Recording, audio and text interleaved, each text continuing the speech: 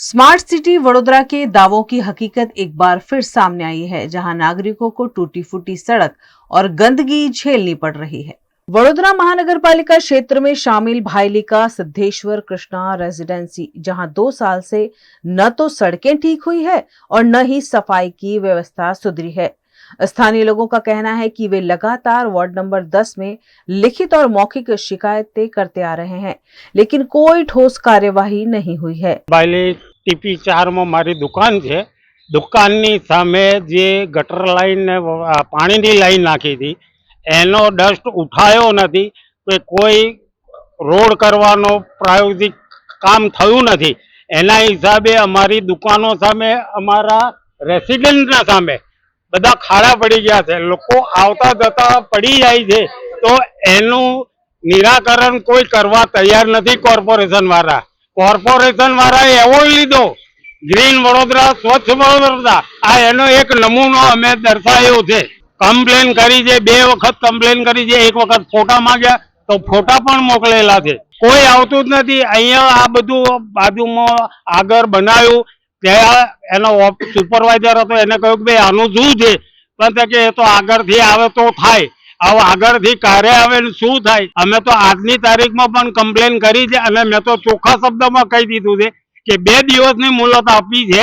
2 દિવસની અંદર જો આ નહીં થાય તો આ બધો જ કાદવ ઉઠાઈને અમારા સ્વખર્ચે रोड ऊपर नाखी देवामां आवशे। स्थानीय लोगों का आरोप है कि नए फ्लैट्स के बाहर सड़क मरम्मत कर दी जाती है, लेकिन उनकी कॉलोनी को लगातार नजरअंदाज किया जा रहा है। इससे न सिर्फ आवागमन में परेशानी होती है, बल्कि बच्चों और बुजुर्गों के स्वास्थ्य पर भी बुरा असर पड़ रहा है। અમે છેલ્લા 5 થી 7 વર્ષથી રહીએ છીએ। જે જગ્યાએ નવી બિલ્ડિંગ ને જે જગ્યાએ નવું કામ ચાલે ત્યાં લગીનું કામ કરે છે એ લોકો। અને થોડા દિવસ પહેલા જ અમારી બે ગલી આગળ છોડી રસ્તો બનાવીને આવ્યા છે।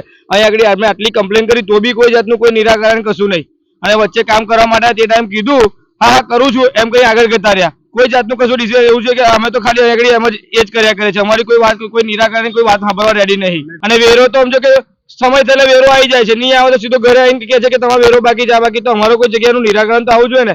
8-10 દિવસથી 15 થી કચરો સોસાયટીને, અમારા સોસાયટીનો કચરો કોઈ લેવા રેડી નથી। સફાઈ સેવક કામ કરે છે પણ નગરપાલિકા વાળા કામ કચરો કશો લેતા નહીં। એ સોસાયટી અંદર તમે જાઓ તો કોઈ સોસાયટી અંદર આવા રેડી નહીં, એટલો કચરો પડે, ગંદકી એટલી બધી પડી છે, કોઈ જાતનું કશું એ નહીં। નાના છોકરાઓ બી સોસાયટીની બહાર આવતા બીક લાગે।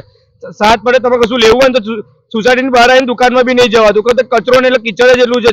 सोसाइटी कितना छोकरा बीमार ने कितना हॉस्पिटल में अत्यारे भी। सवाल यह है कि वडोदरा स्मार्ट सिटी के नाम पर जब करोड़ों रुपए खर्च हो रहे हैं, तो फिर शहर के अंदर बसी कॉलोनी को मूलभूत सुविधाओं से क्यों वंचित रखा जा रहा है? क्या स्थानीय तंत्र तब ही जागेगा जब कोई बड़ा हादसा हो जाएगा? અમારી સોસાયટીની બહાર નર્યો ગંદકી છે, એના લીધે છોકરાઓ બીમાર પડે છે। બાજુમાં સ્કૂલ છે તો બી છોકરાઓ સાયકલ લઈને અવર જવર કરી શકતા નથી, જેથી સાયકલ લઈને છોકરાઓ નીકળે છે તો પડી જાય છે। એનું અમે કમ્પ્લેન પણ કરી છે।